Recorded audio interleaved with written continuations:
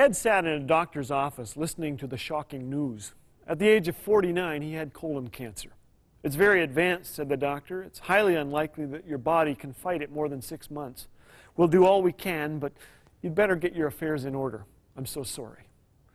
Driving home, the disbelief turned to shock. Ed was one of Canada's most successful oil executives, and he was accustomed to getting what he wanted. Suddenly, his health was gone. All his millions couldn't buy it back. He wondered, how would he tell his wife?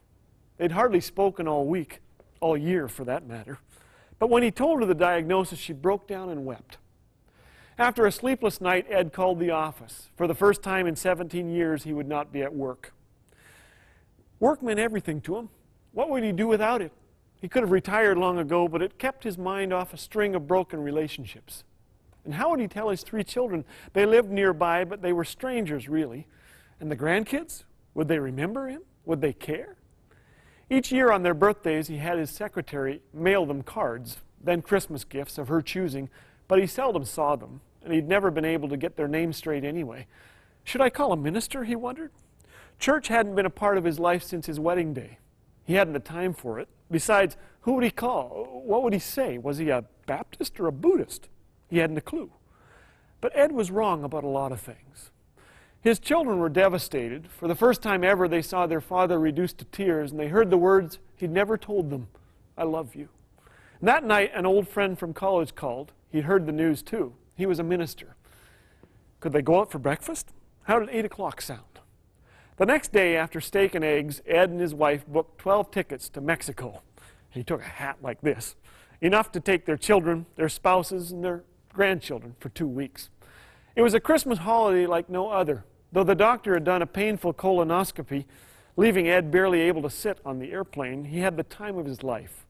Surrounded by family, he began to wonder where he'd been all these years. He watched them frolic in the surf, went hang gliding, watched the grandkids bury him up to the neck, and thankfully uncover him too. "Best 2 weeks of my life," Ed told me, as we sat together at a banquet recently. "I didn't start living until I found out I was dying." Back home, he went to see his doctor. He had never been ushered so quickly into a doctor's office. Seated behind a desk, Ed noticed that the doctor's face was the color of a snowball. "Ed, I don't know how to tell you this, but we got the files mixed up. You're healthy as a horse." Ed couldn't bear to hope that the doctor's words were true, but they were. "You're wondering about a lawsuit, aren't you, Doc?" Yeah," stammered the doctor. Ed couldn't stop grinning. How could I sue? "You see, Doc, I was a workaholic. The only thing I valued was money. And then came your diagnosis. It changed everything.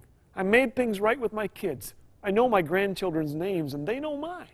I've made things right with God, too. I'm going to church again. I've never been more alive in my life. Thank you, thank you. The worst news I ever received turned out to be the very best." Then Ed embraced a very surprised doctor, and the color had come back to the doctor's face. You know, health is a gift to be sure, but we can't control it.